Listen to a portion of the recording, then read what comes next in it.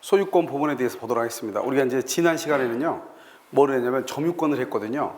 원래 여러분 그 지난 시간에 배웠던 그 점유권이라고 하는 것은 사실은 상당히 좀 까다로운 부분에 속하는 거예요. 우리가 이제 점유권이라는 것을 한 번도 우리가 공부를 해본 적이 없다기보다는 실제로 우리가 주변에서 보는 적이 거의 없는 거거든요. 근데 지금부터 보는 이 소유권, 그 다음에 지상권, 지역권, 전세권, 유치권, 저당권이라는 것은 우리 주변에서 쉽게 보는, 그러니까 우리가 지금 물권이라고 하는 것은 뭐냐면 주변에서 있는 것들을요 그냥 법률적인 용어로만 정리해 놓은 것에 불과해요. 그러니까 여러분들이 아무래도 이제 좀 생활을 좀 오래 하셔가지고 사회적 경험이 좀 많으신 분들 있죠? 그런 분들은 이해하기가 아주 쉬운 그런 과정이에요. 아시겠죠? 소유권을 보면 우리가 이제 물권이라고 하는 것은 점유권과 본권을 이루어졌고요.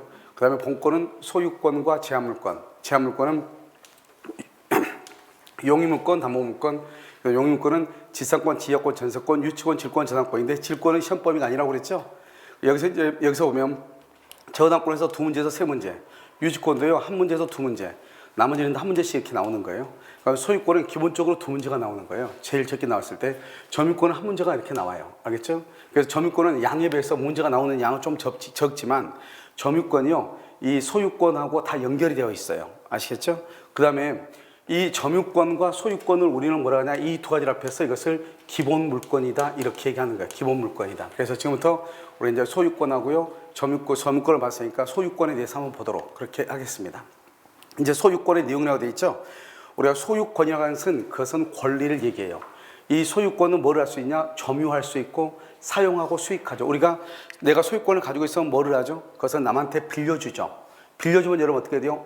월세를 받는 거죠. 그것을 수익이라고 하고, 여러분이 소유권을 가지고 있으니까 여러분이 가지고 있는 펜을 가지고 지금 사용하고 있죠. 그래서 사용하고 수익하는 것이 있고요. 그 다음에 이제 나중에 처분할 수 있죠. 사고 팔고 할 수 있다 이런 말이죠. 그러면 여기 소유권이라고 하는 것은 권리를 얘기해요. 이 권리라고 하는 것은 여러 가지로, 권리라고 하는 것이 여러분 만약에 네이버 같은 지식 검색을 보면 여러 가지로 해석이 되죠. 권리가요. 권리라고 하는 것은 자기 자신의 이익을 법에 의해서 주장할 수 있는 힘이다. 법에 의해서. 그것을 우리는 권리라고 얘기하는 거예요. 그러면 그렇게 하면 말이 잘 이해가 안 되잖아요. 그런데 소유권은 뭐냐? 딱 보면 점유할 수 있는 것, 사용 수익할 수 있는 것, 처분할 수 있는 것, 이것을 우리는 권능이라고 얘기하는 거예요. 그러니까 권리라고 하는 것은 그림을 보면은 권능을 구성 요소로 하는 거예요. 그러니까 권능이 모이면 뭐가 된다? 권리가 된다 이 말이죠. 우리 인간의 신체를 보면은 머리 부분, 몸통 부분, 하체 부분이 있잖아요. 이렇게 머리 부분과 몸통 부분과 하체 부분을 권능이라고 얘기하는 거예요. 이런 권능이 다 모이면 뭐가 이루어지죠? 인간의 신체가 이루어지는 거죠. 그 인간의 신체를 권리라고 얘기하는 거예요. 그러니까 우리가 이제 똑같은 용어를 설명할 수 있는 방법이 여러 가지이기 때문에요. 자꾸 어느 하나에 얽매여가지고 법률 용어를 이해하면 안 돼요. 법률 용어는 그림을 통해서 이해하시면 돼. 그러면 이 소유권이라는 권리는 권능을 구성 요소로 하는 건데요. 소유권을 보면은 내가 지금 잡고 있는 걸 점유라고 하죠. 그 다음에 내가 지금 쓰고 있는 건 방금 썼죠. 이렇게 쓰는 것을 뭐라 한다? 사용한다고 하죠. 그걸 다 쓰면 버리죠. 그걸 처분한다고 그러죠. 이것이 따로따로 있는 것이 아니고 이것이 한꺼번에 섞여 있는 거예요. 섞여 있어. 이것을 하나로 섞여 있다 혼일성이라고 얘기하는 거예요. 알겠죠? 하나로 섞여 있다. 그 다음에 소유권이라는 것은 영원한 성질이죠. 영원한 성질. 그래서 항구성이기 때문에 여러분들이 만약에 어떤 물건을 가지고 있다가요, 이 물건이 언제 산지도 몰라. 내가 이사 갈 때쯤 내가 이 집에서 아파트에서 20년을 살다가 이사를 가. 근데 이것저것 짐을 정리하다 보니까 20년 전에 샀던 물건을 발견할 수가 있죠.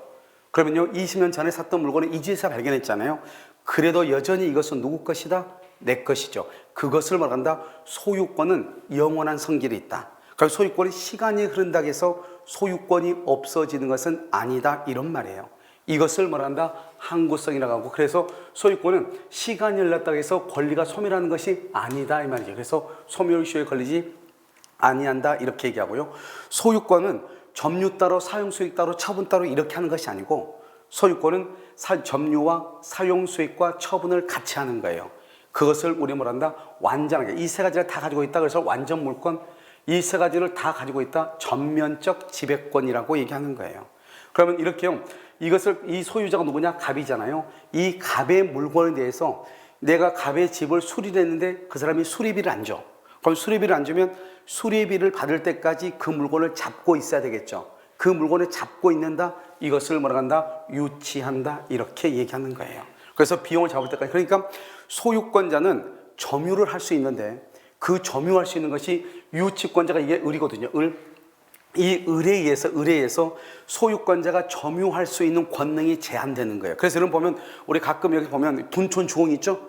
그럼 둔촌 주공 아파트 보면 유치권 행사 중 허락 없이 타인의 취득을 금하며 크게 프랭카드 붙여놨었단 말이에요. 지금 다시 공사가 재개되고 있지만 알죠? 그 시공업체에서 유치권 행사했단 말이죠. 그 유치권 행사한다고 하는 것은 타인의 물건, 갑의 물건을 을이라고 하는 사람이 잡고 있는 거죠. 들어오지 말라고. 언제까지? 내가 수리한 비용을 줄 때까지.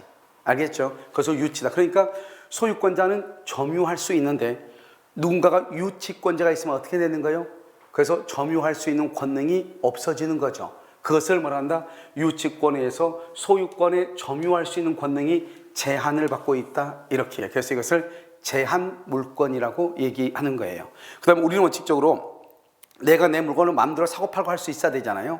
그런데 그 사고팔고 처분할 수 있는 권능을 다른 사람이 가지고 있는 경우가 있죠. 예를 들어서 우리가 은행에다가 우리 집에다가 담보로 잡고 돈을 빌렸단 말이죠. 그런데 내가 만약에 돈을 갚지 못하죠. 그러면 은행이 내 집을 어떻게 해요? 경매를 날리죠. 그 경매를 하는 것을 뭐란다? 처분한다고 얘기하는 거예요. 그러니까 원래 처분은 소유자인 내가 해야 되는 거잖아요. 그런데 그 처분을 누가 하는 것이다? 은행이 하는 것이다 이 말이죠. 그러니까 내가 내 마음대로 처분할 수 있는 권능이 뭐가 되어 있다? 제한되어 있다. 그것을 제한 물권이다 이렇게 얘기를 해요. 그러니까 이 제한 물권이라는 것은 소유권자가 가지고 있는 여러 가지 권능 중에서 한 가지나 두 가지를 다른 사람이 가지고 있다 이런 말이죠. 여러분 우리가 혹시 전세 살죠? 전세 살면 어떻게 돼요? 갑이라고 하는 사람의 집이 있을 거 아니에요? 이 갑이라는 사람의 집을 전세 사는 사람이 가서 잠을 자야 되겠죠. 잠을 자려면 어떻게 해야 돼요? 점유해야 되겠죠. 점유해서 뭐를 해요? 그것을 사용해야 되겠죠. 그래서 전세권자는 소유자가 가지고 있는 점유와 사용 수익이라고 하는 권능을 일단 우선적으로 누가 가지고 있다? 전세권자가 가지고 있다 이런 말이죠. 그러니까 이 전세권에 의해서 소유자의 점유와 사용 수익의 권능이 뭐가 되어 있다? 제한이 되어 있다 이렇게 표현을 하는 거예요. 이것을 우리는 뭐라 한다? 제한 물권이다 이렇게 얘기를 하는 것. 무슨 말이겠죠? 그래서 이 제한 물권이라는 것은 뭐냐면 자기 것을 자기 집에 자기가 전세 살 수 없어요. 자기 집에 자기가 돈을 빌려주고 저당을 잡을 수가 없는 거예요. 알겠죠? 왜냐하면 여기서 타인의 갑이죠. 갑이라는 사람의 집에 대해서 토지에 대해서 타인의 물건, 토지나 건물에 대해서 가지는 권리를 뭐라 한다? 타물권. 그래서 이것을 제한 물권이라고 얘기하는 거예요. 이러면 우리가요 민법 총칙에서 보면 뭐가 나오냐면 이렇게 나와요. 우리가 이전적이냐 설정적이냐 이런 말이 나와. 그래서 이전적이냐 설정적이냐 이렇게. 그럼 이전적인 뭐고 설정적인 무엇이냐? 내가 가지고 있는 이렇게 귤 하나가 있단 말이에요. 귤이 8조각이죠. 이 8조각을 그대로 너 다 가져 그대로 주는 것을 뭐라 한다? 이전적이라고 그래요. 그러니까 우리가 보면 소유권은 어떻게 되죠?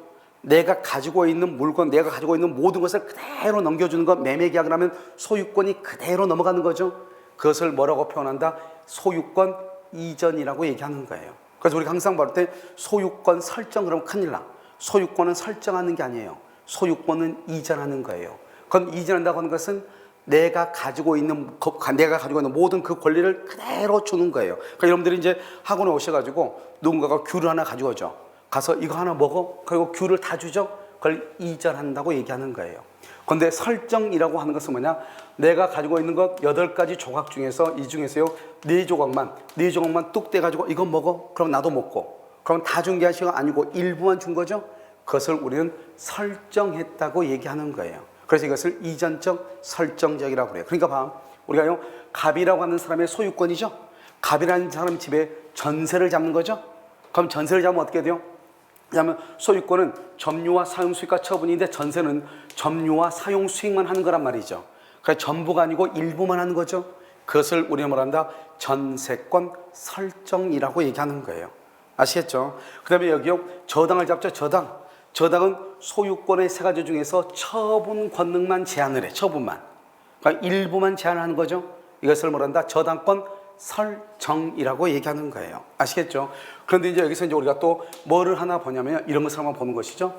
만약에 이렇게 갑이라는 사람 집에 을이 전세를 잡는 것을 뭐라 한다? 전세권 설정이라고 했죠. 근데 이 전세권자가 전세권을 이걸 병한테 넘기는 경우가 있어. 전세권을 넘겨. 전세권을 넘기면 내가 가지고 있는 권리 그 자체를 넘기는 거죠. 내가 가지고 있는 권리 그 자체를 넘기는 거죠. 그것을 말한다 전세권 이전이라고 얘기하는 거예요. 그러니까 우리가 무조건 전세권을 설정이냐 그게 아니고 내가 가지고 있는 것의 일부를 주면은 뭐라 한다? 그건 설정이고 전부를 주면 뭐라 한다? 이전이다 이렇게 얘기를 해요. 그러니까 전세권은 갑이라는 사람의 물건에 대해서 내가 전세를 들어가면 설정한다고 하고 알겠죠? 그 내가 전세권자가 전세권을 남한테 팔 수 있죠? 그걸 전세권 양도 또는 전세권 이전이라고 얘기하는 거예요. 아시겠죠? 자 그렇게 보시면 된다 이런 말이죠. 그러니까 여기서 이제 중요한 것은 우리가 전세권이라는 것이 무엇인가 뭐죠? 소유권이라는 것이 무엇인가 권리가 무엇인가 권능이 무엇인가 소유권은 점유와 사용 수익과 처분이라고 하는 것에 이루어졌고 이 소유권을 토대로 해서 그것을 토대로 해서 뭐가 나온다? 제한 물권이 나온다 이런 말이에요. 이렇게 소유권자가 제한 물권을 잡는 것을 뭐라고 한다? 제한권 잡는 것을 뭐라고 한다? 이전이다, 설정이다, 설정이다 이렇게 얘기하는 거예요. 그래서 여기 있는 것은 다 전부가 아니고 일부만 하고 있는 거잖아요. 그래서 우리는 그것을 설정한다 이렇게 표현을 해. 그런데 이제 우리가 토지 소유권이 시험에 잘 나와. 알겠죠? 토지 소유권. 이 토지 소유권은 뭐라고 되어 있냐? 토지 소유권은 정당한 이익이 미치는 범위 내에서 토지의 상하에 미쳐. 그래서 이런 보면 우리 보면요 땅 위에 지금 건물이 올라서 있죠? 땅 위에. 그다음에 어디가 있죠? 땅 속에 지하에 뭐가 있어요? 지하실, 지하 주차장파죠. 그래서 상하에 미친다 이런 말이죠. 그것은 정당한 이익이 있어야 돼. 정당한 이익. 그런데 우리가 소유권은요 법률이 정하는 범위 내에서 정당한 이익이 미치는 범위까지. 그래서 이것을 뭐란다? 이런 부동산 공법. 여러분요 내일 모레 이제 공법 시간이죠. 그 공법 시간에 보면 뭐가 나온다? 용적률 이렇게 나와 안 나와? 나오죠? 알겠죠? 그런 것들이 바로 거기에 미치는 범위 내에서 이런 말이죠. 그 다음에 우리가 이제 토지 소유권을 어떻게 할 것이냐. 토지 소유권. 그럼 토지 소유권은 어떻게 하냐면 이렇게 하는 거예요. 우리가 땅이 이렇게 있으면 이렇게 경계가 있잖아요. 이렇게 경계가 있으면 이것은 실제 경계라고 하는 거예요. 그럼 이 실제 경계가 보통은 지적도상의 경계가 보통은 일치하죠. 그런데 실제 경계하고 지적도상의 경계가 일치하지 아니한 경우가 있다 이 말이죠. 그런 경우는 어디를 우리는 경계를 볼 것인가. 우리가 이제 토지가 있으면 우리 이 땅의 면적이 얼마인가 이걸 알아야죠. 그래도 공간적 범위를 정한다고 얘기해. 그 공간적 범위를 정할 때는 어떻게 할 것인가 이런 말이죠. 이렇게 보면 토지의 경계는 지적도하고 임야도를 가지고 경계를 정하는 거예요. 알겠죠? 실제 경계가 아니라고. 실제는 이렇게 돼 있죠. 실제는. 그런데 만약에 예를 들어서요. 지적도나 다른 데서는 어떻게 돼 있냐? 이렇게요. 예를 들어서 실제로 이제 그 지적도상으로 측량을 했더니 경계가 이렇게 되어 있더라 이 말이죠. 그러면 실제 경계는 여기에도 지적도상 경계는 이거죠. 그러면 이것이 우리는요 거래상의 대상이 되는 거예요. 그럼 만약에요 이게 갑의 토지고 이게 을의 토지여서 을은 여기라고 생각하고 지금까지 있었는데 측량하니까 이렇게 돼 있잖아. 그럼 내 땅이 지금 이놈이 지금 먹고 있는 거죠. 그럼 나는 을은 갑한테 이 땅을 돌려달라고 할 수 있는 거예요. 무슨 이야기겠죠? 그러니까 실제 경계가 아니고 뭐다? 지적도나 임야도의 경계다 이런 말이고요. 그 다음에 또 한 가지 여러분 이제 알아야 될 게 뭐냐면 여기서요 우리가 여기 보면 등기부에 보면 등기부는 표제부가 있고 그 다음에 갑구가 있고 을구로 나누어져 있잖아요. 그래서 등기부의 갑구라고 하는 것은 소유권에 관한 것이고 을구는 뭐냐면 소유권 이외의 권리, 전세권이나 저당권에 관한 권리잖아요. 그런데 여기 표제부라고 하는 것은 뭐냐? 이것은 사실에 관한 것, 사실. 그래서 표제부는 사실에 관한 것이란 말이죠. 그 다음에 임야 여기 대장이고 토지 대장이죠. 우리가 대장이라고 하는 것은 뭐냐면 이것은 사실에 관한 것을 기록하는 거죠. 우리가요, 내가 몇 번 얘기했죠. 우리가 법을 공부할 때 가장 중요한 것은 사실이라고 하는 개념하고 권리라고 하는 개념을 구분할 수 있어야 돼. 그러면 권리라고 하는 것은 뭐죠? 아까 여러 가지로 해석이 된다고 그랬죠. 그러니까 그렇게 해석되는 것을 다 알아가지 말고 권리는 무조건 뒤에가 뭐라고 붙으면 무슨 권, 소유권이면 소유권 이렇게 돼 있죠. 권 이렇게 돼 있으면 점유권, 권이라고 돼 있으면 그냥 그건 권리인가 보다 이렇게 이해하시면 되고 일단은. 그런데 아까 소유권이라고 하는 권리라고 하는 것은 권능을 구성 요소로 하는 것이다 이렇게 얘기했죠. 그런 것은 차츰 시간이 지나면 자연스럽게 알아. 그런데 내가 권리냐 아니냐를 물어봤을 때 뒤에가 이렇게 권이라고 나와 있으면 그건 그냥 권리예요. 알겠죠? 그 다음에 뭐냐면 우리가 사실이라고 하는 것을 구별해야 돼.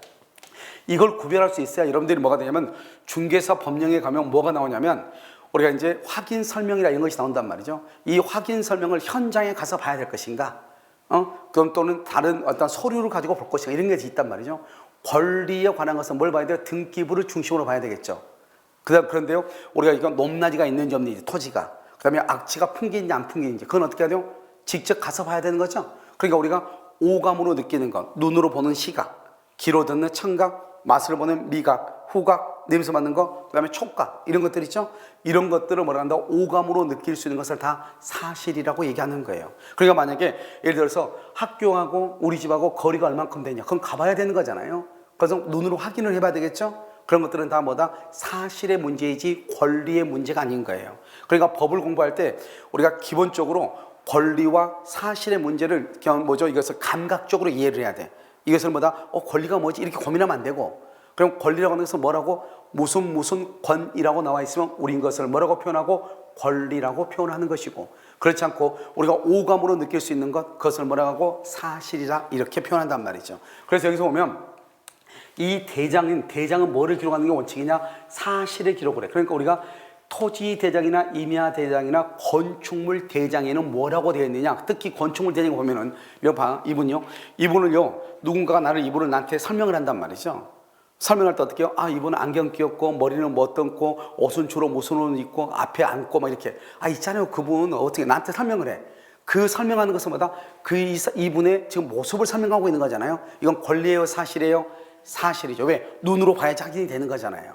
알겠죠? 그건 사실에 가는 것이에요. 그러니까 대장이라고 하는 것은 원칙적으로 사실을 기록하는 거예요. 그러니까 땅의 면적이 얼마이고, 알겠죠? 그 다음에 건축물이 있다. 이것이 위법이 건축물인지 아닌지, 언제 공사가 착공되고, 언제 공사가 완공되고, 용적률은 언제고, 건폐율은 언제고, 연면적은 얼마고, 바닥 면적은 얼마고 하는 걸 쫙 거기다가 건축물 대장을 쭉 써놨단 말이죠. 그럼 건축물 대장을 딱 보면은 이 건물 큰데 금방 알 수 있죠. 내가 눈으로 봤어, 안 봤어? 안 봤어도 그 대장의 기록을 보고 알 수 있단 말이죠.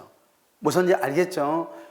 그런 것들은 우리는 사실에 가는 것이다, 대장인데, 우리는 경계라고 하는 것은 대장에 나와 있는 것을 보고 경계를 나누는 게 아니라고, 여기 표제부를 보고 경계를 나누는 게 아니라고, 뭘 가지고 나누는 것이다? 지적도나 임야도다. 이게 아주 중요해. 뭐라고? 지적도나 임야도를 가지고 본다, 이 말이죠. 그래서 지적도나 임야도 반드시 알고 있어야 돼. 따라서 봐봐, 우리가 표제부가 아니라고 그랬죠? 대장 아니라고 그랬죠? 그러니까 표제부야, 등기부 표제부야. 면적이 잘못됐어, 면적이. 실제 면적은 100인데요 등기부는 80으로 돼 있다, 이 말이죠. 그래도 관계없다, 이 말이죠. 왜요? 우리가 실제 면적이 얼마냐 하는 것은 임야도나 지적도를 보라고 그랬지, 등기부 표제부를 보라고 하는 건 아니잖아요. 그러면 등기부 표제부가 임야도나 지적도하고 달리 기록이 되어 있죠. 그럼 어떻게 하면 된다? 표제부를 변경해서 등기하면 되죠. 그것을 표시 변경 등기라고 얘기하는 거예요. 아시겠죠? 그래서 그렇게 하면 된다. 그래서 그 등기는 유효이다. 우리가 다르게 등재됐다 그러면 우리는 어떻게 생각하죠? 감각적으로 그건 잘못됐네? 그러면 안 된다, 이 말이죠. 그러니까 항상 등기부는 권리를 중심으로 하는 것이고, 대장이나 표제부는 뭐를 중심으로 한다? 사실을 중시한다. 알겠죠? 이렇게 보시면 돼요. 그 다음에요, 미채굴 강물 있죠? 강물이 석탄이라든가 또는요, 예를 들어 금광이라든가 이런 것도 있죠? 이런 것은 언제나 국유가 얹죠, 국유. 그런 천연자원은 헌법에 딱 나와요, 헌법에. 국가 소유다. 그러니까 만약에 내 땅 밑에요, 갑의 땅인데, 갑의 땅 밑에 이게 뭐가 있죠? 탄광이라든가 석탄이라든가 금광이 있죠? 이것은 내 게 아니에요. 이것은 언제나 누구 거예요? 국가 거예요. 그러니까요, 내 토지의 소유권하고 내 땅 속에 있는 이런 천연 자원하고는 소유권이 부딪힐 일이 있어요, 없어요? 없죠. 그래서 이것을 혼동이 걸리지 않는다, 이렇게 얘기를 하는 거예요. 그다음 우리가 땅 밑에 온천수가 이렇게 흘러, 온천수가 흐른단 말이죠. 여러분, 온천수는 생활상 필요한 용수에 해당하지 않아. 무슨 말이냐? 여러분, 우리가 오늘 아침에 여기 오실 때 샤워를 하거나 그렇게 할 때 온천수로 샤워하고 오셨어요? 온천수로 밥 지어 먹었어요? 그게 아니잖아요. 그러니까 온천수는 우리 생활에 필요한 용수가 아니다는 거예요. 이것은 주택관리사 시험에 나온 거예요. 알겠죠? 그 다음에 이 온천수에 대해서 내가 권리가 있는가? 온천권이니까 권리가 있는가? 온천수에 대해서는 권리가 인정된다, 안 된다? 안 된다, 이 말이죠. 이 말이 무슨 말이냐? 내 토지 밑에 땅에 물이 흘러가죠? 온천수가. 그러면 이 토지 소유권에 미치는 범위 내에 이 온천수는 내 것인 거예요. 알겠죠? 그렇다고 해서 내가 이것을 나 혼자만 배타적 독점적으로 사용할 수 있느냐? 그건 아니다는 거죠. 그러니까 만약에 땅 소유자들 이렇게 여러 명 이렇게 있겠죠, 땅 소유자가. 근데 온천수가 이렇게 쭉 흘러가죠? 그럼 여기 있는 땅 소유자 전원이 부자가 될 수 있는 것이죠. 무슨 알겠죠? 어느 한 사람만 독점적으로 이것을 권리를 가지고 있을 수 있다 없다? 없다 이런 말이에요. 이것을 우리는 뭐란다? 그것을 원청권은 그것은 물권이 아니다 이렇게 얘기해. 그 다음에 이제요 지적도상의 경계와 등기부상 경계가 다른 경우가 있다 이 말이죠. 그럼 그것은 이제 우리가 실제요 우리가 지적도라든가 임야도의 경계가 진짜 경계라고 그랬죠. 그럼 이때 어떻게 될 것인가? 원칙적으로요 현실의 경계. 우리가 토지 보면은 둑이 뭐죠? 논이면 논둑이 있고 밭이면 밭도 둑이 있잖아요. 이렇게 경계가 있죠. 그러면 현실의 경계가 아니라 알겠죠? 뭐다? 지적공부상. 지적공부가 뭐죠? 지적도나 임야도를 얘기하죠. 여기서 지적공부상 경우는 지적도 또는 뭘 얘기한다? 임야도 이렇게 얘기하죠. 알겠죠? 임야도의 경계에 의한다 이렇게. 그 다음에 두 번째는요 지적도를 작성할 때 잘못, 이게 우리 시험에 나왔죠? 2년 전에요. 기점을 잘못 선택했어요. 기점을. 원래 이것은 어디에 시험에 나오냐? 감정평가사 시험에 나왔던 건데요. 우리 시험에 똑같이 나왔단 말이죠. 기점을 잘못 선택하죠? 그것을 우리는 기술상의 착오라고 하는 거예요. 기술상의 착오로 처음부터 지적도가 잘못 만들어진 거예요. 그럴 수 있잖아요. 그랬을 때는 지적도상의 경계로 할 수가 있어요? 없어요? 없죠? 그럴 때는 뭐로 간다? 현실의 경계로 간다. 이런 말이에요. 현실의 경계. 그래서 우리가 이제 감정평가사하고요. 우리 공중에서하고 시험 범위가요. 거의 뭐 한 60%가 겹쳐요. 알겠죠? 그래서 여러분들이 만약에 공중에서 합격을 하고 나서 내가 공부를 좀 더 해보고 싶다? 그러면 감정평가사를 공부하면 돼요. 아시겠죠? 그래서 같이 연기하면 좋으니까. 자, 3번은요. 잘 보면 양도노트의 실측상의 지적이 등기부상 표시된 것보다 넓다 이 말이죠. 넓다. 그러면요, 잘 봐. 우리는 실측상의 지적이란 말이 무슨 말이죠? 실제 측량한 지적이죠. 이 실제 측량한 지적을 뭐라 한다? 이건 지적도상의 면적이죠. 지적도 이 말이 우리가 실제로 측량했단 말은 실제로 지적도상의 면적을 측량했다 이런 말이잖아요. 그러면 그것이 등기부에 표시된 것보다 넓다. 등기부에 표시는 90으로 되어 있는데 실제 지적도상은 100이다 이 말이지. 아니, 그럼 나는 얼마를 취득한다? 나는 100을 취득한다? 90을 취득한다? 100을 취득한다 이 말이죠. 아까 내가 말했죠 몇 번. 우리의 면적은 무슨 면적을 얘기한다? 지적도상의 면적을 얘기한다 이 말이지. 그래서요 그 넘는 부분, 얼마 넘죠? 10을 넘죠? 그 넘는 부분도 양수인의 소유에 속한다. 그러니까 이 말의 뜻은 이거잖아요. 이거잖아요. 알겠죠? 우리가 현실의 경계가 아니라 뭘 따지는 것이다? 지적도상의 경계를 따진다. 실측을 했단 말이 지적도상의 면적을 측량했다 이 말이잖아요. 알겠죠? 그러니까 여기서 실측상 지적이라고 하는 말의 뜻이 지적도상의 면적을 뜻하는 것이에요. 그 다음에 4번 이해관계에 있는 토지 소유자들이 토지의 실제 경계선을요 지적공부상 경계선에 일치시키기로 합의했다고 되죠. 자, 그럼 이것은 이제 우리 원래 여러분요 물권법이라고 하는 것은 강행 규정이에요. 그래 강행 규정이니까 양 당사자가 다른 내용에 합의를 할 수가 없는 거예요. 그런데 지금 여기는 지금 측량의 문제이죠. 사실의 문제이죠. 사실의 문제이기 때문에 이것은 어떻게 하는 것이다? 그것은 당사자 간의 합의로 정할 수가 있는 거예요. 그러니까 여기 보면 실제 경계선은요 지적공부상 경계선으로 일치시키자 이렇게 했단 말이죠. 그러면 그때부터 뭐로 간다? 지적공부상 경계에 의한다 이 말이죠. 알겠죠? 자, 이것을 지적도상의 경계와 등기부상 경계에 가는 것이고 이것은 이제 감정평가사 시험에 나왔던 것이고 우리 시험에는 이 두 가지가 다 나왔어. 무슨 말인지 알겠죠? 아직 이 두 가지는 아직 안 나왔어요. 이해됐나요? 자, 그다음에요. 우리가 이제 그 소유권인데요. 이것은 여러분요 물권자 청구에서 이미 공부를 한 거란 말이죠. 여기서 이제 중요한 것은 뭐냐면 이런 것이죠. 지금 이 갑이라고 하는 사람이 등기가 돼 있죠. 갑이요. 매도인이 을하고 매매 계약을 했어. 그리고 을한테요. 이 을한테 목적으로 인도를 했어. 인도했단 말은 지금 을이 지금 매매 계약을 해서 물건을 넘겨받았다 이 말이죠. 그런데 이 사람이 하필이면 등기를 하지 않은 거예요. 등기를. 우리나라는 형식주의에 입각해서 내가 매매 계약을 100번 해도 필요 없어요. 우리나라는 반드시 뭐가 있어야 돼요? 등기가 있어야 돼요. 등기가. 그러면 이 사람은 지금 등기해서 안 했어? 안 했죠. 안 했으면 뭐 어떻게 되냐? 갑하고 을 사이는 실질적으로 따져요. 실질적으로 따진다고 하는 것은 누가 소유자가 되는가 이 말이죠. 이것을 우리가 뭐란다? 사실상 소유 또는요 이것을 실질적 소유다 이렇게 얘기해요. 이 실질적 소유는 누구의 것이냐? 그것은 을의 것이죠. 당연히. 여러분 내가 매매계약을 체결하고 돈 주고 물건을 넘겨받았잖아요. 그럼 당연히 내가 소유자죠. 갑하고 을 사이에서는. 그런데 제3자가 뭔다? 제3자가 불법 점유자잖아요. 제3자는 누가 이게 소유자인지 모르죠. 그래서 제3자는 무엇을 통해서만 알 수 있다? 등기부를 통해서만 알 수 있다 이 말이죠. 그러니까 만약에 제3자가 여기에 불법 점유하고 있죠? 불법 점유하고 있으면 아무리 을이 매매 계약을 하고 잔금을 다 주고 물건을 넘겨받았어도 자기가 믿음 끼잖아요. 그러니까 믿음 끼면 제3자가 봤을 때는, 불법 점유자가 봤을 때는 소유자로 취급을 받아 못 받아? 못 받는다 이 말이에요. 알겠죠? 그래서 시험에 잘 나와. 불법 점유자 그러면 제3자를 얘기하고, 제3자를 봤을 때는 항상 무엇을 기준으로 한다? 등기부를 기준으로 한다 이 말이죠. 그래서 제3자 입장에서 등기부를 기준으로 이렇게 얘기하는 거예요. 그래서 여기서 보면 을은요 제3자 병과 제3자 병과의 관계에서는 법률상의 소유자가 아니다 이 말이죠. 왜? 뭐가 없으니까? 등기가 없으니까. 알겠죠? 법률상의 소유자가 아니니까 을이요 직접 야 이건 내 집이야 너 나가, 직접 방해배제는 너 왜 남의 집에 들어와 있어 너 나가, 이렇게 청구할 수가 없단 말이죠. 아무리 내가 집을 샀어도 내 앞으로 뭐가 없으면 등기가 없잖아요. 그런 경우는 직접 방해배제를 청구할 수가 없는 거예요. 그럼 어떻게 해야 돼요? 누가 나가라 해야 돼요? 누가? 등기가 되어 있는 갑이 나가라 해야 되는 거예요. 그런데 갑이 나가라 해야 되는데 갑은 집 팔았는데 그런 짓을 한다 안 한다? 안 하죠?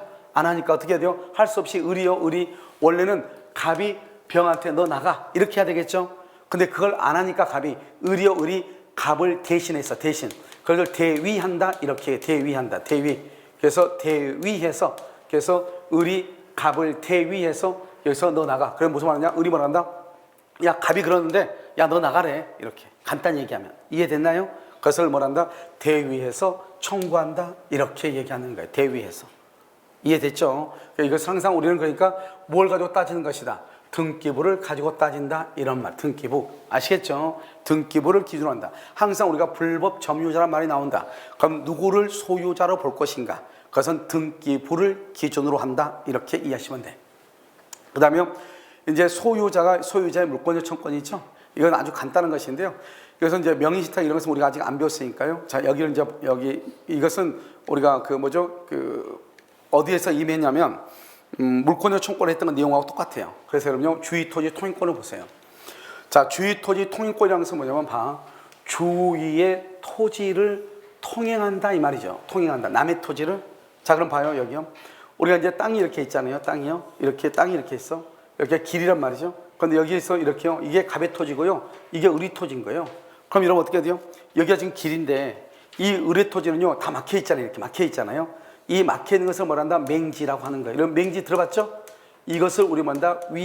위요지라고 얘기해요. 위요지. 우리 민법에서는 위요지라는 것은 둘러싸여 있는 땅이다 이런 뜻이에요.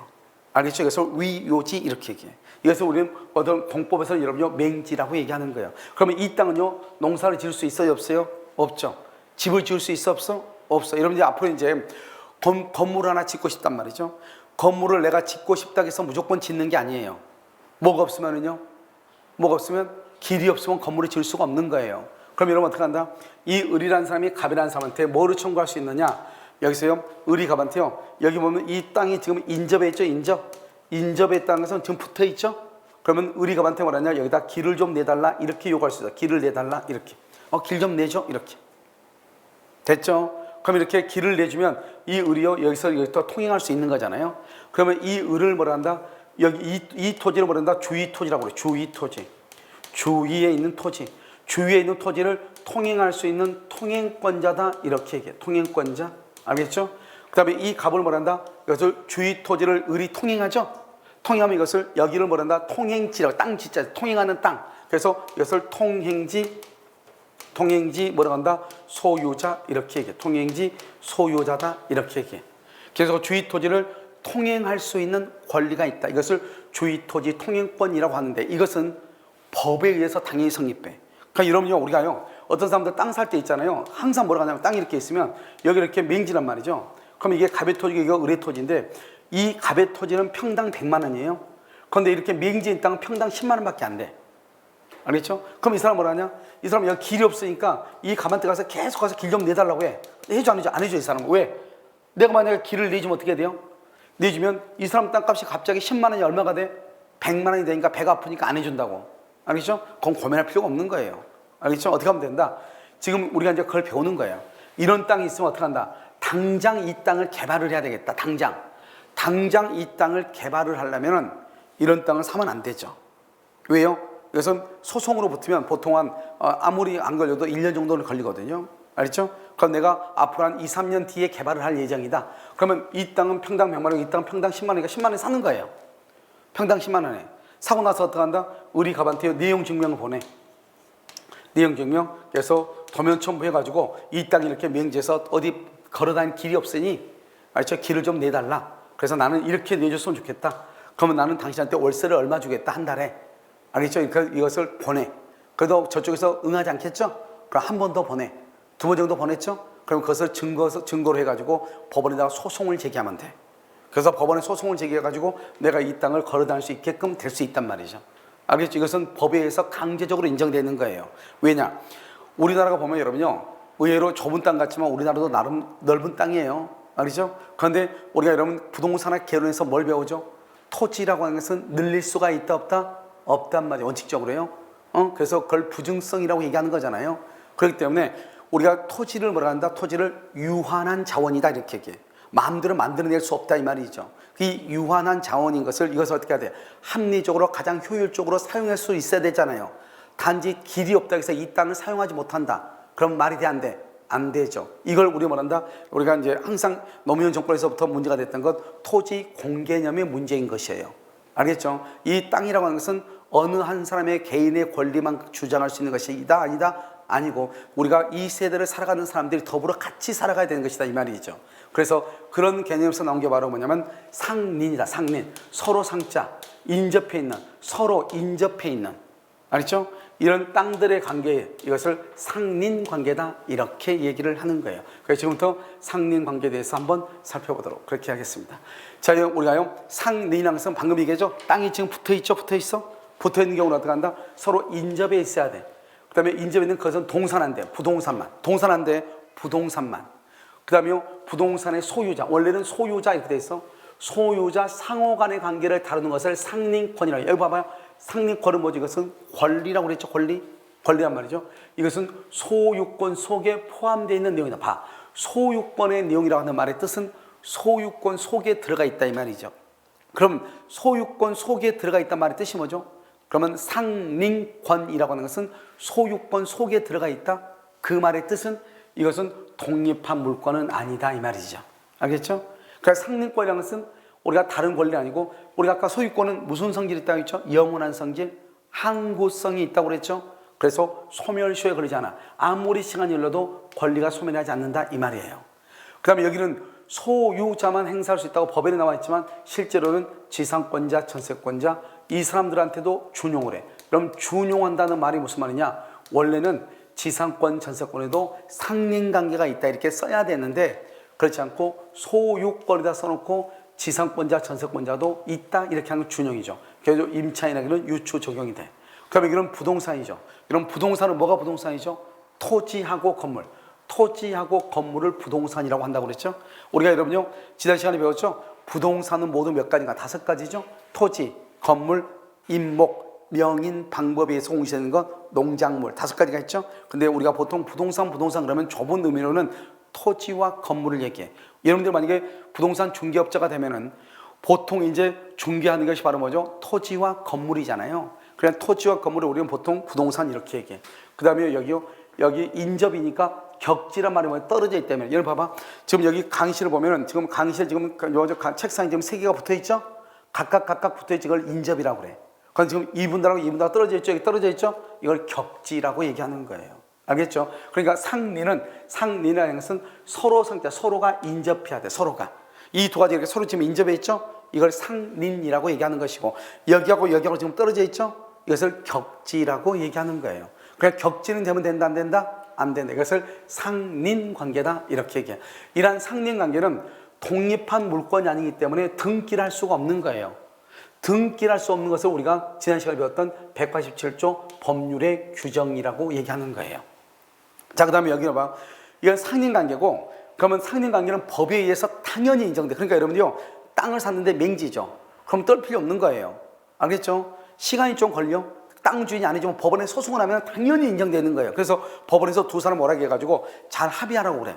자꾸 조정을 붙여. 근데 안 해줄 거 아니에요. 안 해주면 판사가 강제적으로 해. 대신 뭐를 해야 돼? 땅값은 내야 돼 안 내야 돼? 내야 되죠. 남의 땅을 쓰니까. 지료는 낼지언정 강제적으로 길을 내주는 거예요. 강제적으로. 이것을 상린이라고. 얼마나 좋아. 알겠죠? 그런데 그렇게 하면 시간이 많이 걸리죠. 시간이 많이 걸리니까 어떻게 하면 좋아요? 둘이 합의한 게 제일 낫잖아요. 그 합의로 만드는 게 바로 뭐냐면 똑같은 건데 지역권이라고 얘기하는 거예요. 알겠죠? 그러면 이 지역권의 경우는 어떻게 해야 돼요? 서로가 여기 격지, 여기는 인접해도 되고 떨어져서 다 돼. 떨어져도 되고 붙어도 되고. 알겠죠? 그 다음에 여기요. 토지와 건물인데 땅지는 뭐죠? D는 땅지자죠? 땅지. 알겠죠? 토지만 돼. 토지만. 그럼 건물은 돼? 안 돼? 안 돼. 상린관계는 건물도 다 돼. 건물이 한 게 뭐냐면 이런 것이에요. 자, 보시면 이런 것이죠. 여기서 우리가 이제 보면 여기서 이렇게 이제 딱 이렇게 돼 있죠. 여기서 이렇게요. 그러면 여기는 이제 갑의 토지고 여기는 을의 토지잖아요. 그런데 갑이 여기다 건물을 지은 거예요. 을이. 그러고 나서 을이요 이것을 병한테 전세를 줬어요. 병이한테. 그럼 병이 붙어 있는 땅 위에 있는 건물이죠. 붙어 있는 그러면 인접이죠. 상린이죠. 붙어 있는 땅 위에 있는 건물의 전세권자.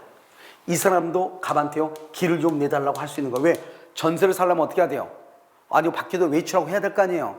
그런데 만약에 길이 없으면 여기 한번 갇혀 살아야 되는 거잖아요. 아시겠죠? 그러니까 내가 여기를 좀 걸어 다녀야 되겠으니 길을 좀 내달라 할 수 있는 거예요.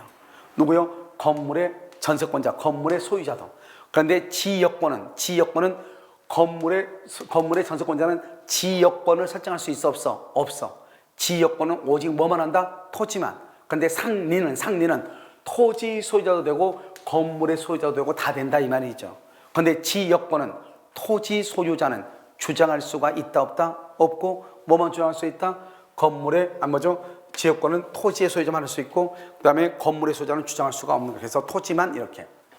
여기 소유자는 토지의 소유자, 지상권자, 전세권자, 임차인도 주장할 수 있고요. 그 다음에 소유권은 영원한 성질이 있다고 그랬죠? 그래서 소멸시효에 걸리잖아요. 그런데 지역권은 소멸 시간이 20년여 가는 시간이 일리면 권리가 없어져. 즉 내가 여기다 길을 내놨어요. 지역권은요 어떻게 하는 거냐면 이렇게 하는 거예요. 지역권도 똑같아요. 지역권도 뭐가 똑같냐면 상린관계가 똑같아. 하는 방법만 다르면 우리가 아까 말했죠. 상린관계는 법에 의해서 당연히 하는 것이고 알겠죠? 당연히 인정되는데 인정 안 해주니까 소송을 해야 되죠.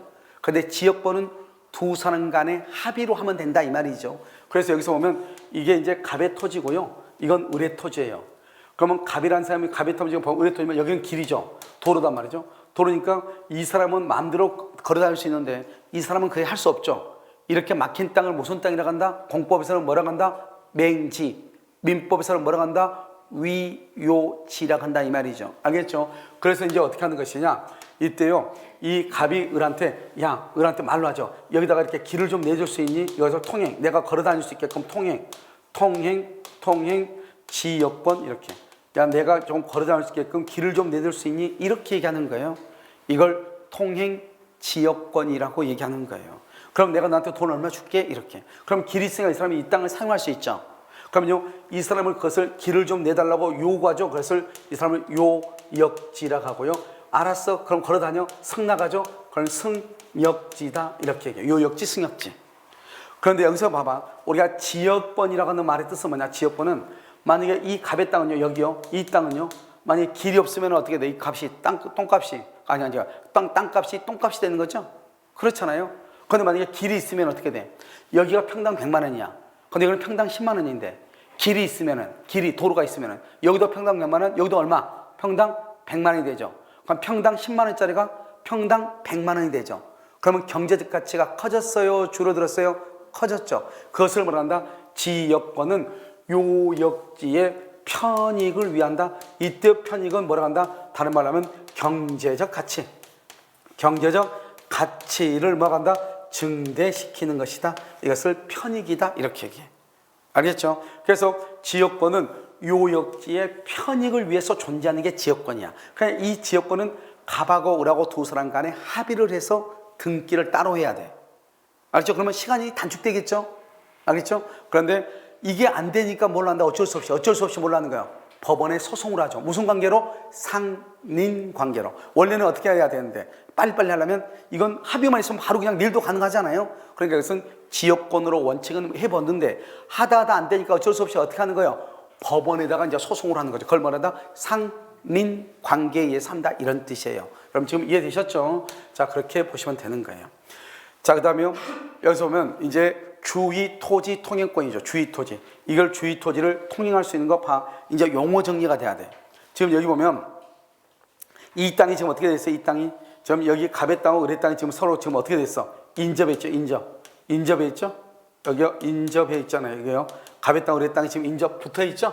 그래서 붙어 있으니까 여러분 어떻게 하는 거예요? 그러면 이 을은 갑한테요 길을 좀 내달라고 해야지. 여기다 길을 좀 내줄래요? 이렇게. 그래서 이것을 말한다. 이 주위의 토지, 이 토지, 주변에 있는 이 토지를 통행할 수 있는 권리가 뭐에 의해서? 법에 의해서 인정된다. 법. 아까 우리 지역권은 합의로 하는 것이고 상린관계는 합의가 안 되니까 법에 의해서 주장한다고 그랬죠? 법에 의해서. 그래서 이 주위 토지 통행권자 용어 정리해야 돼. 왜냐하면 좀 이따 나오니까. 이것을 이 땅은요, 이 사람이 지금 여기를 통행하죠. 통행지에 있는 땅의 소유자다. 통행지 소유자라고 하는 거예요. 그래서 길을 이렇게 내주는 거예요. 이것을 주위 토지를 통행할 수 있는 권리다. 이렇게 얘기하는 거예요. 우리 법조문에 뭐라고 되어 있냐 이렇게 돼 있어.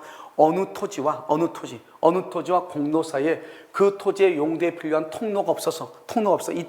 이 토지가 어느 토지가 이 맹지란 말이에요. 맹지. 이 토지하고 통행할 수 있는 권리가 없어서 그걸 위여지죠.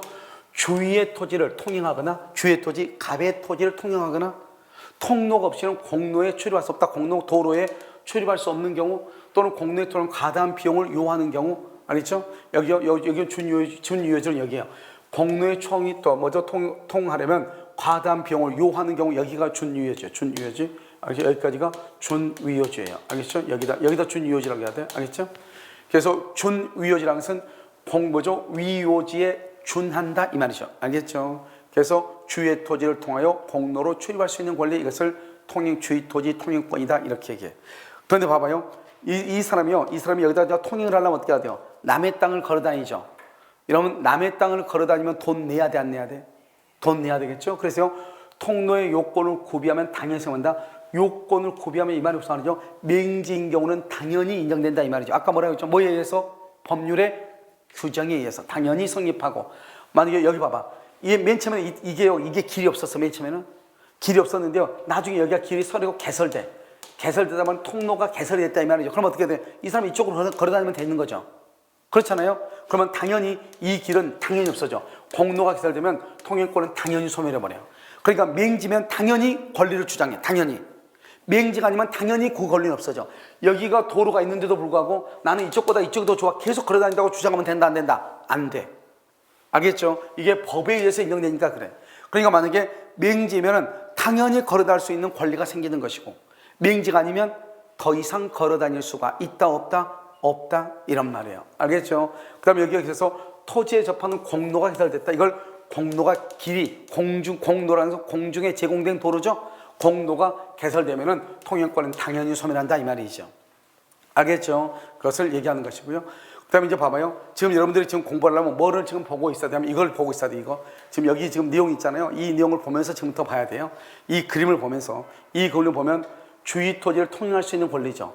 그럼 남의 토지를 통행하니까 돈 내야 돼 안 내야 돼? 내야 되죠. 이것을 보상한다 이렇게 해요. 보상 의무가 있다 이렇게.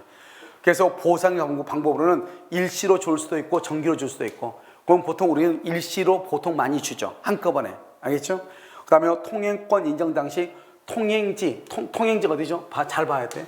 여기 항상 이걸 볼 때 공부를 할 때 이게 갑의 토지고 이게 을의 토지면 통행지는 갑의 토지예요? 을의 토지예요? 통행지는 갑의 토지예요? 을의 토지예요? 통행하는 땅이 갑의 토지 아니에요.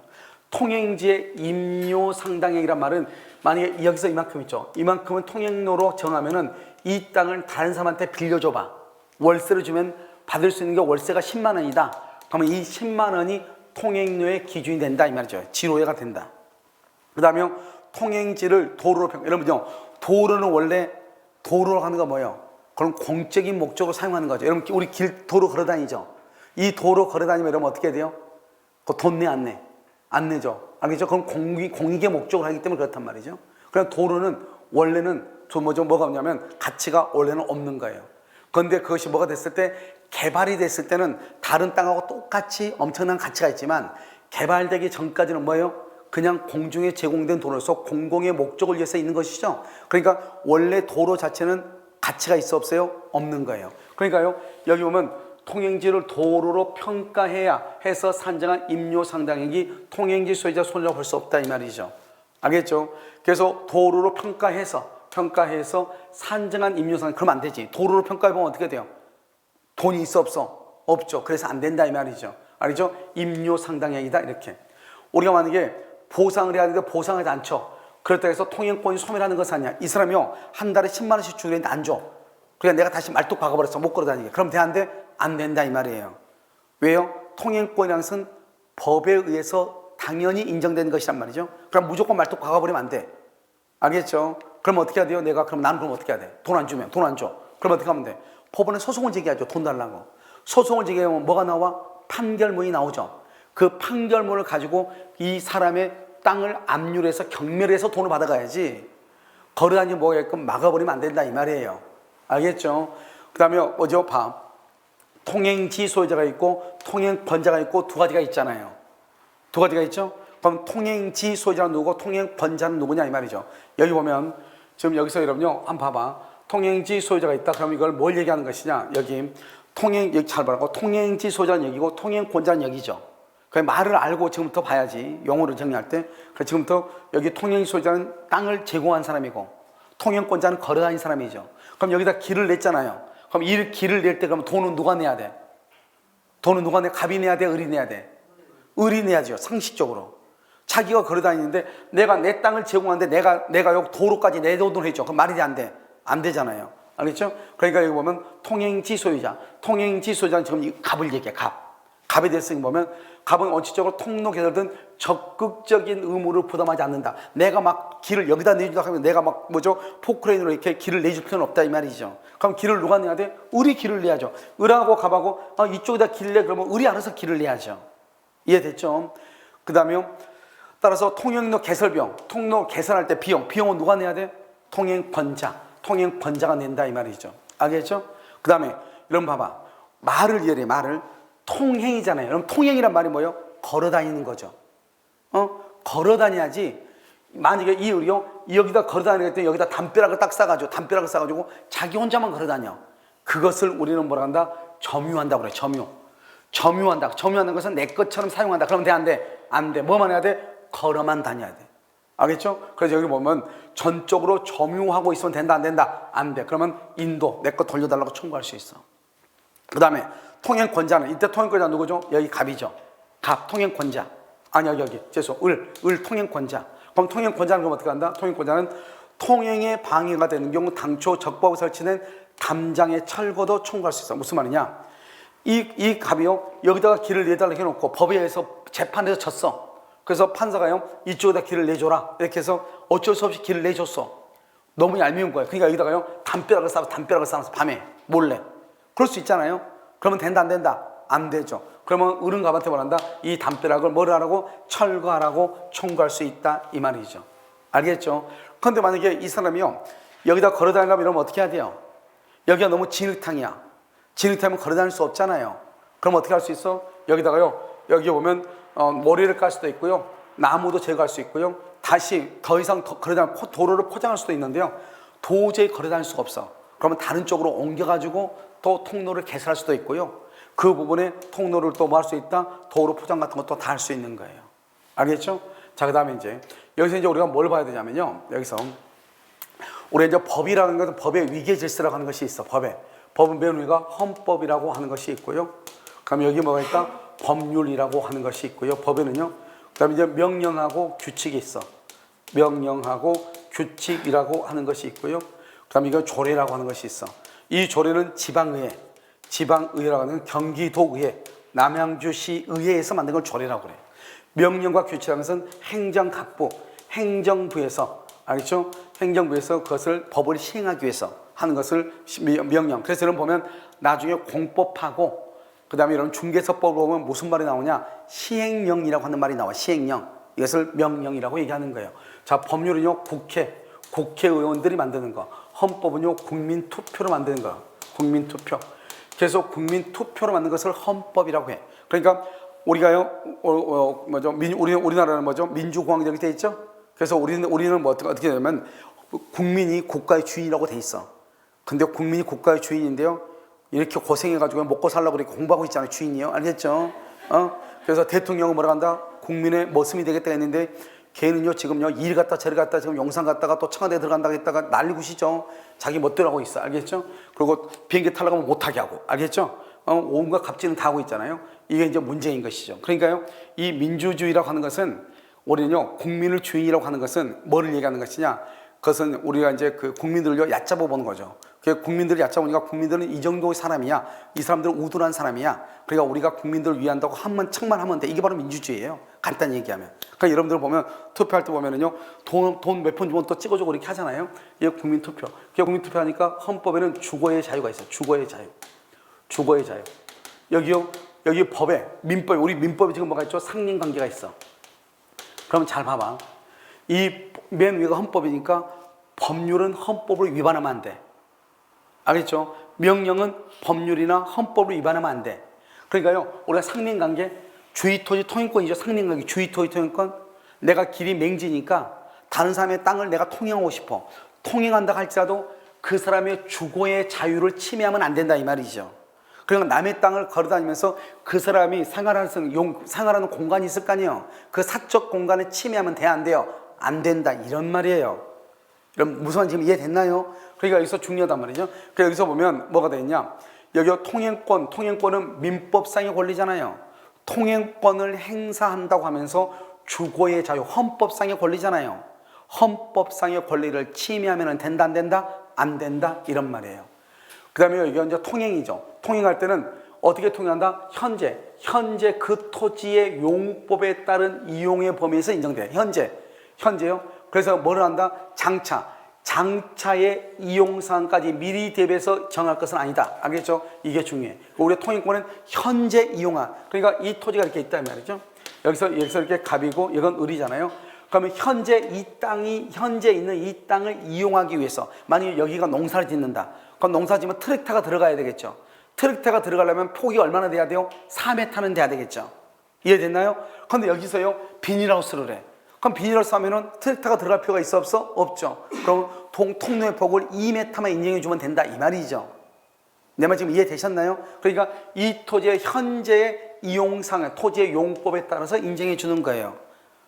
나중에 내가 여기다가 내가 큰 농기구 창고를 지을 거니까 미리서 농기구 창고를 짓기 위해서 지으려 하니까 3년 뒤에 길을 미리서 이렇게 넓게 해달라. 그러면 돼, 안 돼? 안 돼. 장차의 용상까지 미리 대비해서 정할 것은 아니다 이런 말이에요.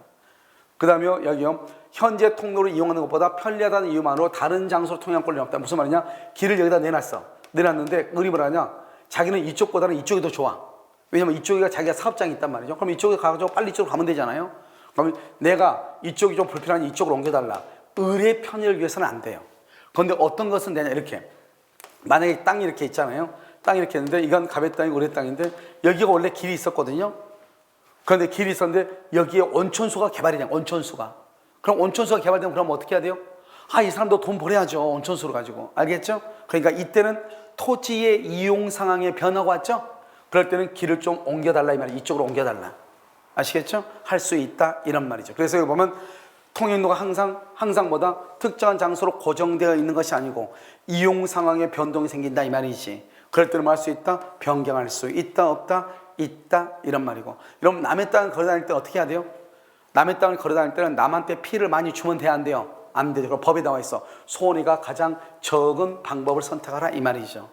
우리가 여러분 건축법 아직 공법에 건축법 안 배웠죠? 건축법 보면 도로의 폭은 4m라고 딱 돼 있어. 건축법에 보면.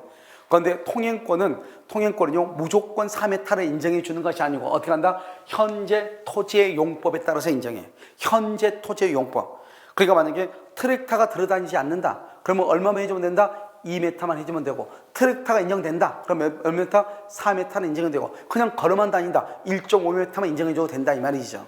알겠죠? 그러니까 우리가 건축법상의 도로는 4m라고 되어 있지만 반드시 4m를 인정할 필요는 있다 없다? 없다 이렇게 얘기를 하는 거예요.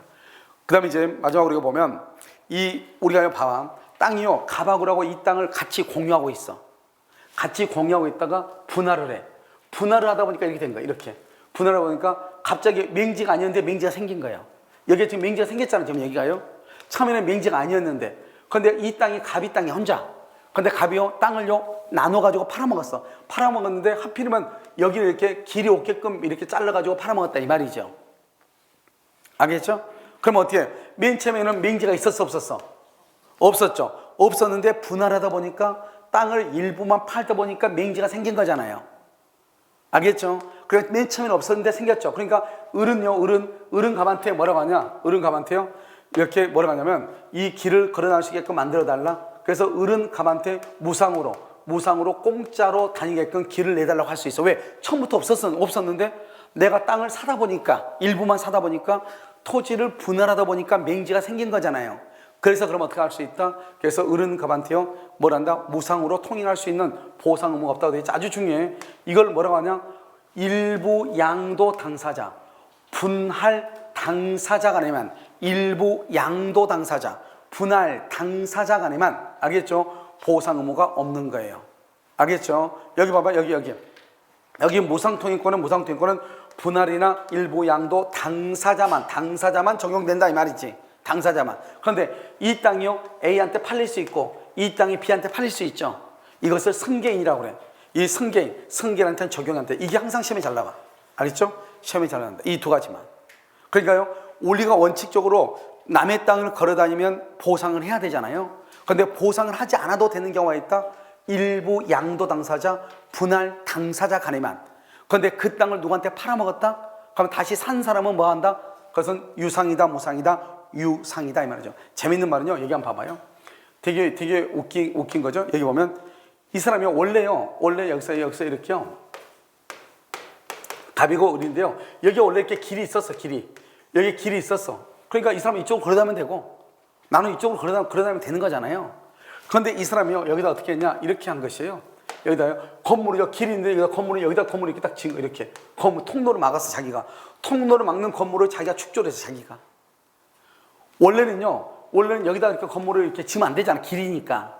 그래서 자기가요, 길이 있는데 그 길을 막는 건물을 딱 지어놓고 나서 나 길 없다. 그러니까 우리 가만히 나 길 열어달라. 말이 돼, 안 돼? 안 되죠. 그것은 소멸 안 된다, 이런 말이에요. 무슨 알겠죠? 그러니까 여기서 중요한 것은 뭐가 중요하냐?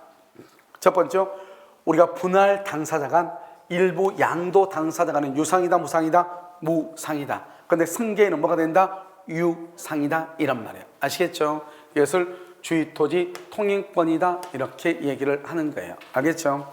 그 다음에 이제 경계에 관한 상린관계인데요. 이것은 우리가요, 조금 이따 보는데요. 지금 우리가 이제 상린관계라고 하는 것이 시험에 자주 나온 것은 아니고요. 한 4년 만에 한 번씩 나오는데 아직 상린관계라고 하는 것이 지금 최근에 나온 적이 없었어요. 여러분 내년에는요, 상린관계가 나올 가능성이 아주 많아요. 왜냐하면 이건 법조문이 너무 많아요. 물권법에서 보면 가장 많은 법조문을 가지고 있는 게 상린관계예요. 아시겠죠? 그래서 상린관계에 관한 것을 여러분들이요, 한번 딱 이것은 우리가 주변에서 여러분 하도 많이 보는 것이에요. 이건 법의 논리가 아니잖아요. 법의 논리가 아니고 이것을 어떻게 하면 되는 거예요? 이해도 아니에요. 당연 생각해보면 당연한 거죠. 남의 땅을 걸어다니니까. 그러니까 한번 강의 듣고, 여러분 지금 책에 좀 요약을 해놨죠? 그걸 한번 읽으면 끝이에요. 아시겠죠? 물론 이제 경계에 관한 상린관계 이런 것도 있는데 이것도 다 상식에 준하는 것이에요. 아시겠죠? 잠깐 쉬었다가 여러분요, 경계에 관한 상린관계 등을 보도록 그렇게 하겠습니다. 잠깐 쉬도록 하겠습니다.